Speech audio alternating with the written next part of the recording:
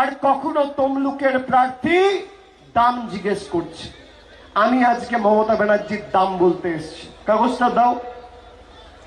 মমতা ব্যানার্জির দাম, এই হচ্ছে মমতা ব্যানার্জির দাম, এই হচ্ছে মমতা ব্যানার্জির দাম।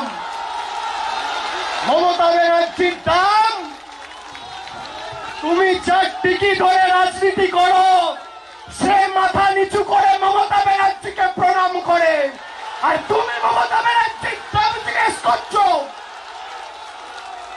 এই মমতা ব্যানার্জির দাম বাংলার 10 কোটি মানুষের দাম, সতীশ সামন্তর বিপ্লবী মাটির দাম।